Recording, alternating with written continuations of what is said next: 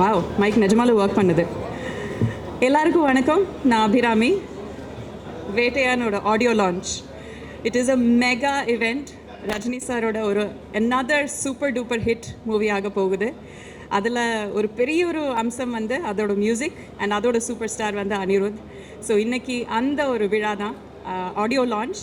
Already ஒரு பாட்டு வந்து வெளியில் வந்து வைரலாக ஓடிட்டுருக்கு. யார் ரீல் போட்டாலும் மனசிலாயோ தான் சொல்கிறாங்க. ஸோ அது மாதிரி நிறைய பாடல்கள் இருக்குது. Background score is come out amazing. இன்றைக்கி இந்த விழாவில் நானும் இங்கே வந்திருக்கேன். And I am so thrilled. இது ஒரு பெரிய பெரிய பெரிய மூவியாக இருக்க போகுது. அதுக்கு நீங்கள் ரெஸ்பான்சிபிளாக இருக்க போகிறீங்க. All of you definitely October 10th தியேட்டருக்கு வந்து சப்போர்ட் பண்ணுங்கள், என்ஜாய் பண்ணுங்கள். தேங்க்யூ.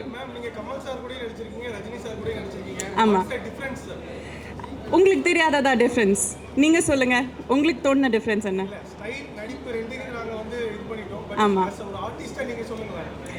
அது சொல்ல முடியாது. They have two different styles. அது கம்பேர் பண்ண முடியாது. ரஜினி சாரோட ஸ்டைல் அவரோட தனி, அவர் போகிற வழி தனி வழி.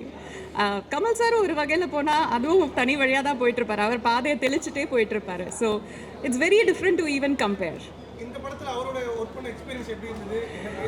It was amazing. நான் அவரோட இவ்வளோ நேரம் உட்காந்து பேச முடிஞ்சது. இன்ஃபேக்ட் ஷூட்டிங்கு தவிர ஷார்ட்ஸுக்கு நடுவில் அவர் கூட உட்காந்து பேசினது தான் எனக்கு ரொம்ப ரொம்ப செரிஷ்டான மெமரிஸாக இருக்குது. கொஸ்டின்ஸ் கேட்டு கேட்டு கேட்டு அவர் தொல்லை பண்ணிட்டு இருந்தேன். Because I really wanted to know அவரோட மூளை எப்படி ஒர்க் பண்ணுதுன்ட்டு. Because is such a phenomenal human being. So அவர் கூட பிட்வீன் ஷார்ட்ஸ் செலவழிச்சது தான் எனக்கு பொக்கிஷமாக நான் வந்து சேவ் பண்ண மெமரிஸ் நிறைய இருக்குது. நான் ஷோவில் சொல்கிறேன், கேட்டுக்கோங்க. மோர் ஃபோட்டோஸ் டன். தேங்க்யூ.